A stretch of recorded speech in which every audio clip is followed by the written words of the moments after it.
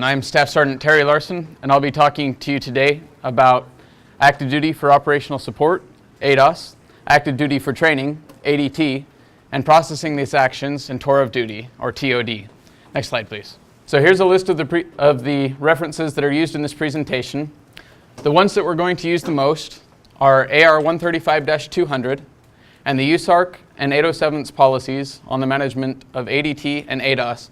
I've included in the presentation in links right here and here those policies. They're also listed in your references on your CD. I know that you'll want those for some good nighttime reading tonight.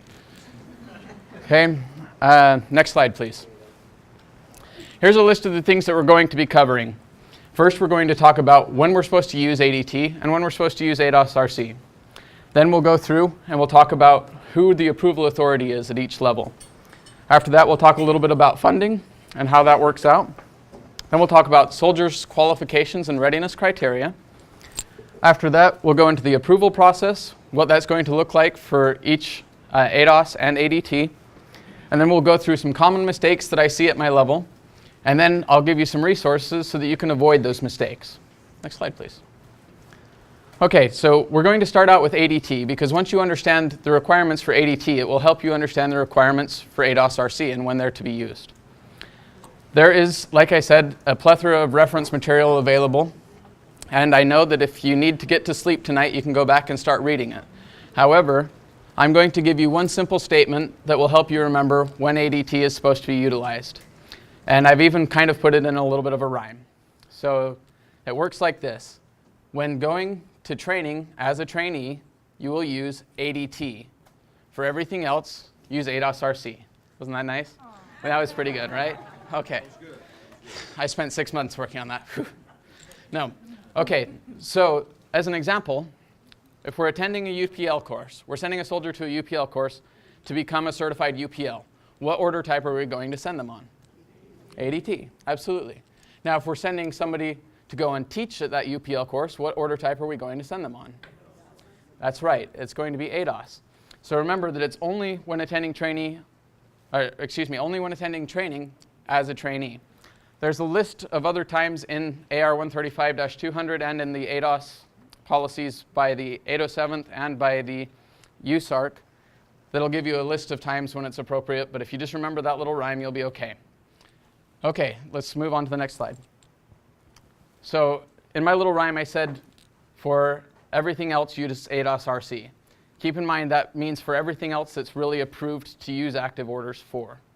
Active duty for operational support is to be used for temporary operational requirements. An example would be if we had to go through and do our ARB reviews. That's not the duties of the full-time staff currently. So USARC comes in and says, hey, we need you guys to do your ARB reviews. So the ADOS-RC pushes down to the brigades, and the brigades say, we need to bring somebody on. So if all of a sudden we have this temporary operational requirement that's put upon us, that we can use ADOS-RC for. As there are some special things for ADOS. It is just like being on any other active duty order. It, however, shouldn't start on a weekend or a holiday unless the soldier is actually performing duty on that time, and that will require an ETP to be processed through to the ADOS-RC. And we'll go through how to request an ETP in just a little bit, or an exception to policy. And here's a list of some of the things that you can use ADOS for. Again, if you have any questions, feel free to ask, or you can read the regulation yourselves. Next slide, please. Okay, so the approval authority changed when USARC published its new ADOS policy on 1 August of 2014. Now the brigades are free to approve any order, ADOS-RC or ADT, for up to 30 days, so 29 days of cumulative duty throughout that year. So that means if you bring a soldier on for 5 days at a time, you can approve them up till they've been on for 29 days. But after they've hit that 29 days, if you decide to bring a soldier on for another 1-day order, who has to approve it? We do at the division. Okay? So 1 to 29 days at the brigade level, and the brigade commander has to sign off on all of these personally. Now that approval can come in one of 3 forms. If the brigade commander so desires, we can create an account for them in tour of duty, and they can go through and sign off on these. This is for ADOS and ADT. They can also do it in an email. If you want to even do a group email and say, hey, I have these 20 soldiers listed by name, and I need to get approval, and he can reply back, approved. We'll take that email and we'll upload it into tour of duty. But he has to approve on every single soldier performing ADT or ADOS-RC. Okay, next slide, please. All right, funding.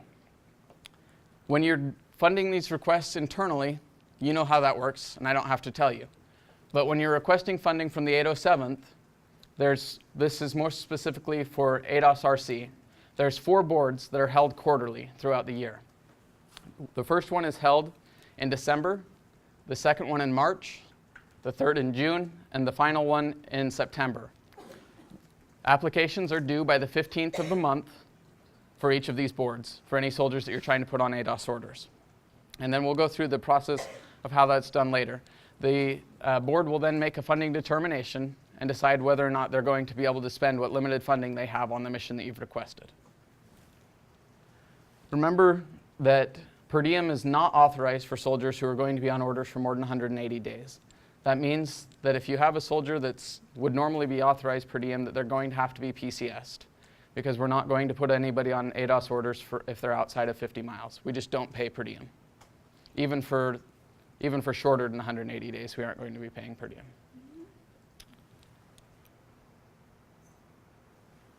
Okay, and then when I go through and I do the reviews, every one of these packets is going to come up to my level for validation, regardless of time length, even the ones that are approved by the brigade commander. And I'm just going to do a quick scrub and make sure that you've utilized the correct duty type. So if I get a packet for a soldier who's coming in to clean the building or to do an inventory and it's on ADT, will I approve that? No, I won't. Why not? Is that soldier doing training? Okay. All right, next slide, please. Active duty orders are considered a privilege for the soldier. So that means that there's a bunch of requirements that the soldier is going to have to meet up with. Some of these requirements are that they can't be double slotted on the UMR.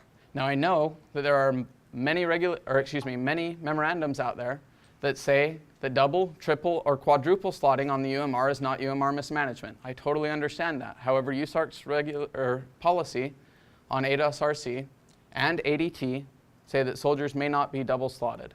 However, if they are, you can request an exception to policy. Okay, who knows what the 1095 threshold is?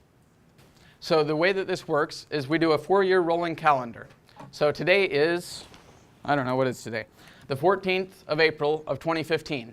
So if we go back 1,460 days, which is 4 years, that means that it would be April 14th of 2011.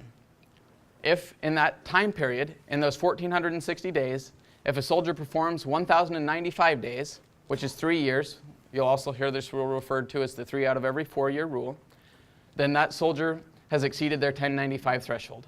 They cannot go over 1,095 days. Why is this a big deal? Because as soon as a soldier goes over 1,095 days in a 1,460-day period, they start to count against active duty's end strength. And active duty Army isn't too thrilled when they start to lose slots that they could have otherwise filled. So that's what the 1095 threshold is. This is not something that we can grant an exception to policy for. This is granted after USARC talks to FORCECOM, who talks to HQDA. And why is this important? This is important for everybody, not just those who process ADOS actions, but this is also important for those processing ADT actions. Why is it important for everybody? Does anyone know? ADT and ADOS will both count towards the 1095 threshold. So if we have somebody that just performed 3 years of ADOS, and all of a sudden we put them on an ADT order, what's going to happen? They're going to go over that 1095 threshold. And it's a very uncomfortable conversation when General Bugno calls up and wants to know why you didn't follow the regulation. Okay, so I think that we got that. The next thing is these soldiers have to be meeting the grade and grade and MOS or AOC requirements for the position. The wonderful thing about this is that most of you get to create the position in tour of duty. So as you go to create that position, you get to select from a list what the soldier's MOS is and what their rank is. If you fail to do this properly, the soldier will be unable to apply for the position. And we'll talk about how to create these positions in a little bit. And then if the soldier is required by the mission that they are performing, by the job that they hold, or by their rank to have a security clearance, they must have that security clearance. And this is not something that we can grant an exception to policy for. Next slide, please. Okay. Don't be afraid to let your soldiers perform missions outside of your unit. Remember that any soldier that's assigned to your unit is your mobilization asset. So if you have a soldier that's going to go and perform duty for the 807th, you can recall them at any time for a mobilization. We've talked about per diem already. So those in leadership positions such as commanders, first sergeants, or CSMs may only perform ADOS-RC in support of their leadership position. Next slide, please. Okay. Again, this is considered a reward for soldiers, or excuse me. Anyway, soldiers cannot be flagged when they're going to perform this duty. Now, this is most specifically for ADOS-RC. It's also listed in the policy for ADT. We understand, however, that there are some times when you have a soldier that needs to go on in a training mission that might be flagged, that maybe they didn't get their medical readiness done in time and it just expired and they got flagged for it, or something like that. You can request an ETP for this, but an ETP will not be granted for ADOS if the soldier is flagged, only for ADT. All right, so soldiers are required to be current on their medical and on their dental, as well as on their HIV. What does it mean to be current on these things? It means that they have to have had their HIV test or their PHA completed within 1 year. But is that 1 year from the date that I see it in tour of duty? Is that 1 year from the date that the mission starts, or 1 year from some other time? It's 1 year from the date that their new mission is going to start. So, as an example, let's say that I have a soldier that is going to start a mission on May 1st. Today is April 12th, or something. 14th. I lied. Okay, today's April 14th. Their mission starts on May 1st. Their PHA expires on April 28th, we'll say. Okay, so as I go through and I'm doing their review today, can I let this person come on active orders? No, I can't, because they have to have been within 1 year of that mission start date. For HIV, the test must have been completed within 2 years of the mission start date. Everything else will be 1 year, including APFT, height and weight, and their medical readiness. When you go into tour of duty, there's going to be a bunch of different colored bubbles. Those bubbles will be either green, amber, or red, and they will talk about the soldier's readiness. It may show that the soldier is red because they haven't passed an APFT within a year, or some other thing like that. What you're going to have to do is any of those red bubbles need to be addressed, whether it's for ADOS-RC or for ADT. And then an exception to policy must be requested for any of those that are not green, or excuse me, for any that are red. Does that make sense? Okay. And then if they have since fixed it, for example, if it showed that they had a failed APFT and they've since taken that APFT and passed, you can just upload the DA 705 into tour of duty. By the way, if you ever have a question on anything that needs to be done or how to do something, check out the SharePoint, and there's a folder labeled ADOS-RC and ADT. I have PowerPoints on there or PDF documents that show you step by step every button that you need to click in order to get something accomplished in tour of duty. Okay, next slide, please. Okay, we don't accept passovers. So if you're an officer in the grade of major and below, they can't come on to ADT or ADOS-RC if they are a first-time passover. Both officers and NCOs are required to be current on their primary military education. That military education is listed in both the USARC and 807's policies in this in a wonderful table. For example, I as a staff sergeant must have completed all phases of ALC within 21 months of being promoted to staff sergeant, or I cannot perform ADT or ADOS-RC. To get an exception to policy, which we're seeing a lot of these lately for primary military education, first of all, it has to go up to General Bugno. Well, excuse me. First, it has to be signed off by your brigade commander in a memo endorsed to General Bugno. General Bugno will then look at it and make a determination if he even wants to send it up.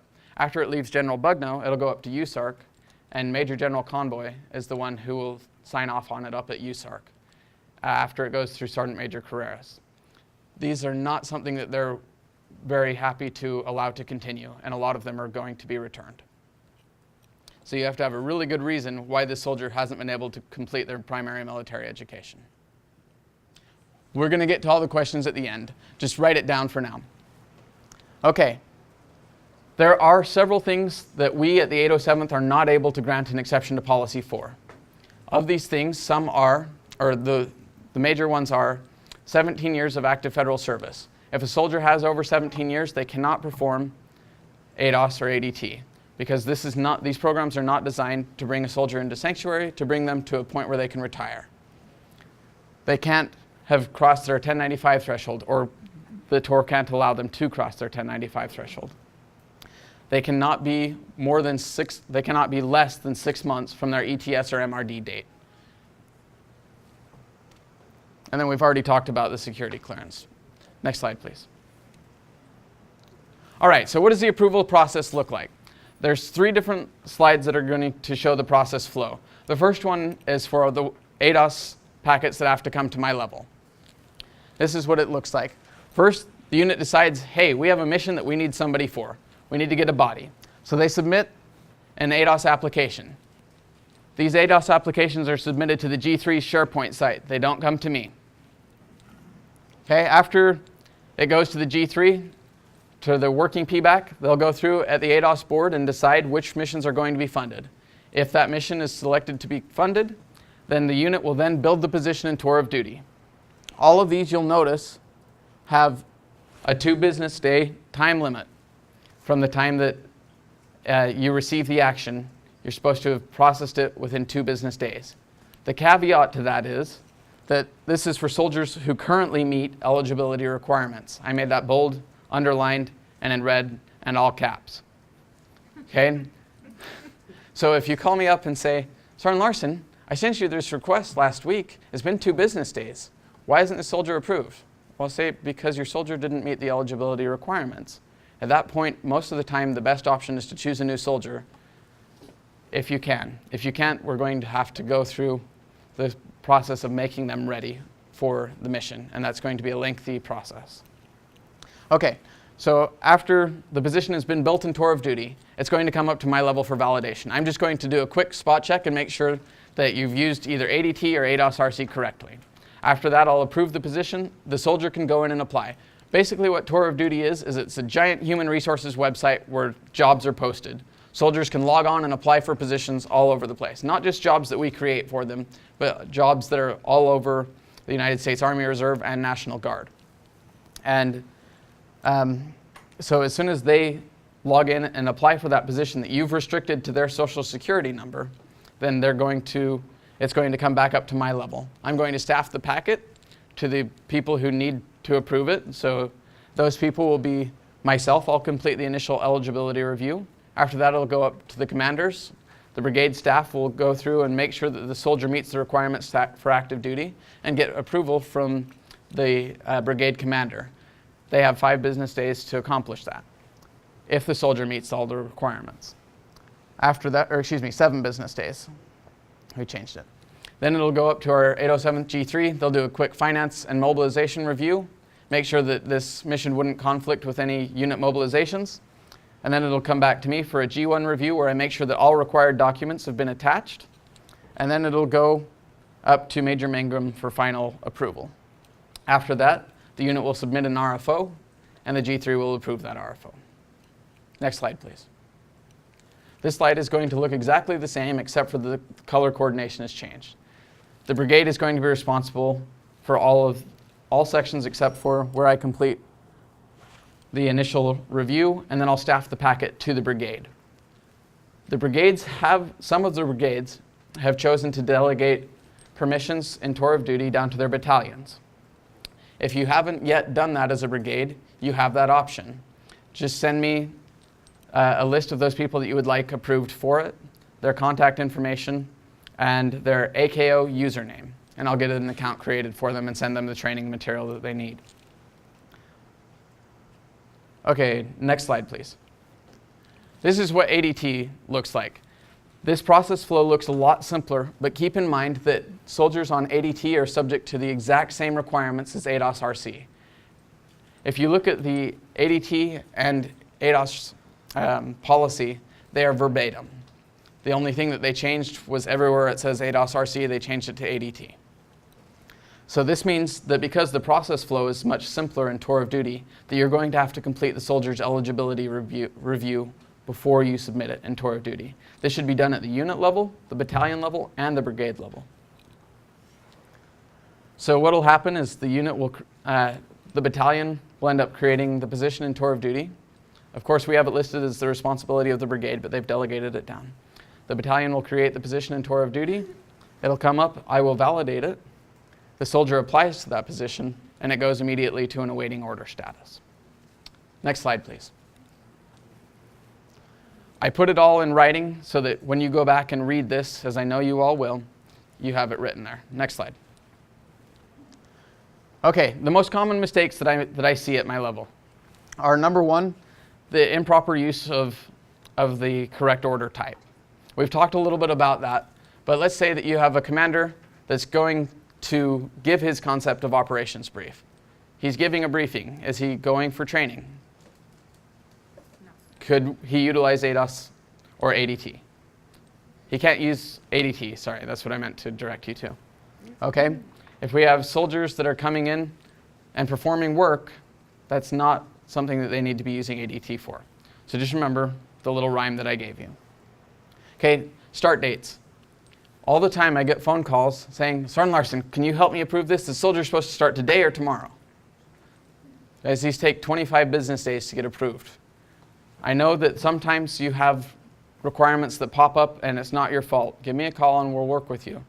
But if you've had this information for a while, I don't have time to go through and process these immediately. It's just not possible. We can't do it. Okay, we've talked about PHA and HIV. Within 1 year for PHA and within 2 years. Within 1 year or 2 year of what? Mission start date. Absolutely. Okay, make sure that you're sending these requests up through your chain of command. It's really hard when I get a request that the brigade doesn't know anything about. Okay, soldiers who are performing duty for over 90 days, this is not 90 consecutive days, this is over 90 cumulative days within a fiscal year, will require approval from Major General Bugno. He'll have to give an approval memo that will be uploaded in tour of duty. Every soldier, again, as we mentioned, that comes on either ADT or ADOS-RC will have approval from the brigade commander. And we've talked about how you can get those approvals done. Okay. Next slide. Okay, I've got a list. Here's some of the things that we can use to overcome these problems. Specialist Harris, would you open up the checklist first? All right, so this checklist is to be put into every single packet, whether it's an ADT or ADOS-RC packet. And this is going to let you know exactly what the requirements are that each soldier meets. And this will help you ensure that they haven't, or that they have met those requirements. So the first question is, where are they on their 1095 threshold? Does anyone know where we check a 1095 threshold? That's right. So if you go into RCMS, up at the top, there's a mobilization tab. If you click on the mobilization tab, there will be a button that talks about soldiers' active duty tour history. If you click on the soldier's active duty tour history, type in their social and the date, it'll go back and tell you all of the days that they've spent on active orders in the last 4 years. So go through and check that and it'll give you a current count.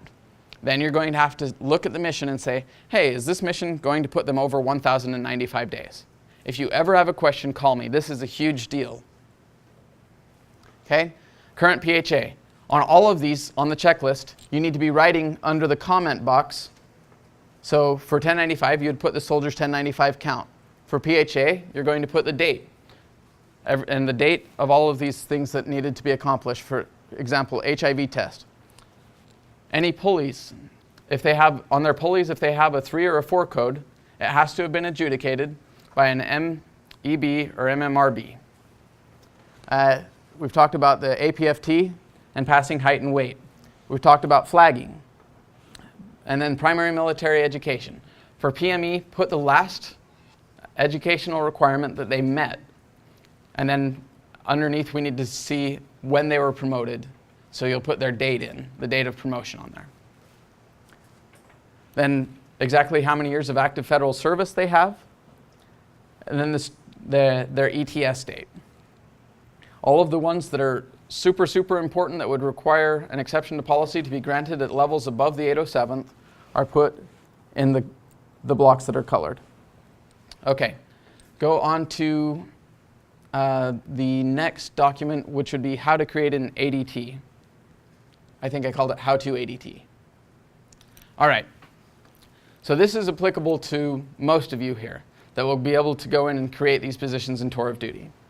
Okay, scroll down a little bit to the next page. So I gave you the login where you go to get into tour of duty. This is what it looks like as soon as you get there. You click OK, next slide.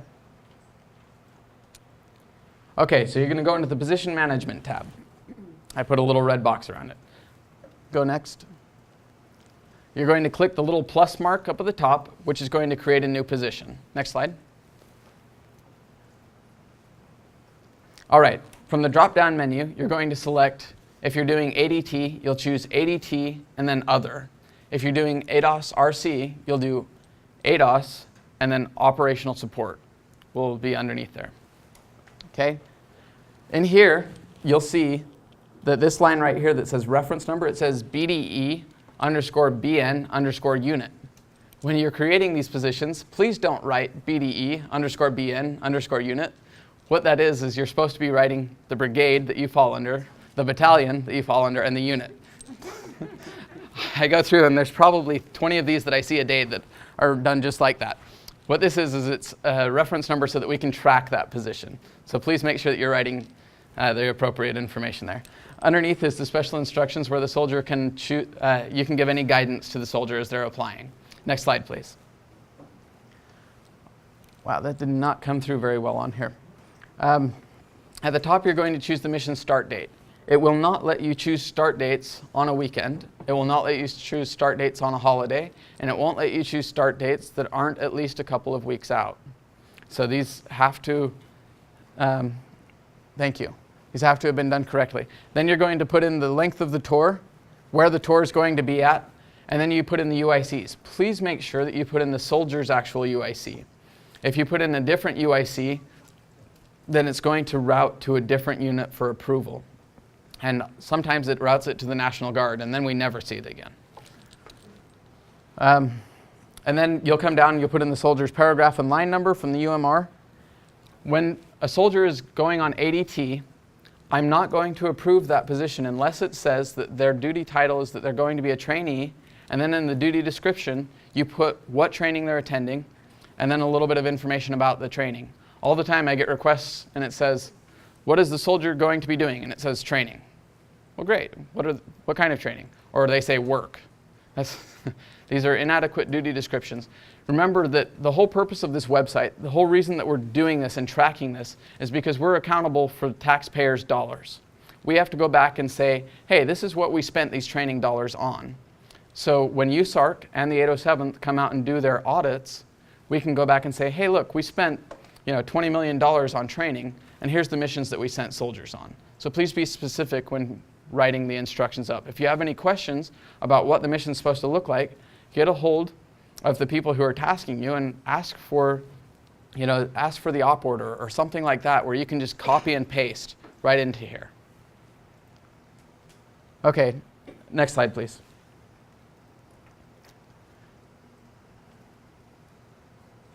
The Required Documents tab is one that you shouldn't be utilizing.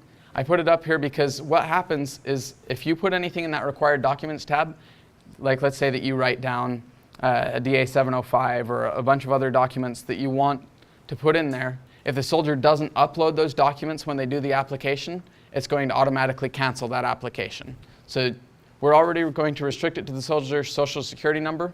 If you find anything else that is a restriction, don't put it in there. Okay, next slide.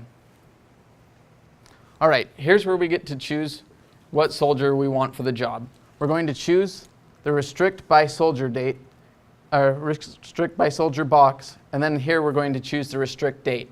You can restrict this up until the day before the mission starts. But if you only restrict it for a couple of days and then the soldier applies for the position after that restriction date, then it's not going to automatically process this, and we're going to have to dig through the system and find it. So make sure that you put that restricted date out as far as you can, so the day before the start of the mission. And then you just put in the soldier's social security number here, and it'll populate their name right next to that social box. Next slide, please. After they've gone through, after you've created the position, it'll ask you what type of per diem they're going to be authorized, and all of these should say home of record, or if they're going to be on a TDY where they're outside, then you'd do the ST100 for 100% per diem. Next slide, please. After you've created the position, it's going to say position recommended. You can see that in your position management queue. It'll come up to my level at that point, and I will be able to validate it. If it doesn't say that, that means that you didn't click the right button. Go back one slide. One more. If you click the Save Progress button instead of the Request Position button, all it's going to do is save it in the system, but it's not going to send it up to my level. So make sure that you're choosing that Request Position button. Okay, back or forward 3 slides. And this is what it'll look like when it comes to my level. Next slide. Okay. After this, your soldier will be able to go in and apply to it, and on the tour of duty, or excuse me, on the SharePoint, I have instructions for how the soldier needs to log into tour of duty and apply. Okay, you can close out of this one, Specialist Harris, and open up the final one that I had. Okay, so after this status goes to a waiting order, anyone who has permissions in tour of duty knows that there's an awful lot of actions sitting there that say a waiting order. And if you, let's say that 2nd Med Brigade has a soldier that goes in and they go to a waiting order, everybody from all of the other brigades are still going to be able to see that, because anybody who has permissions to generate an order is going to see that. So all of our queues are cluttered.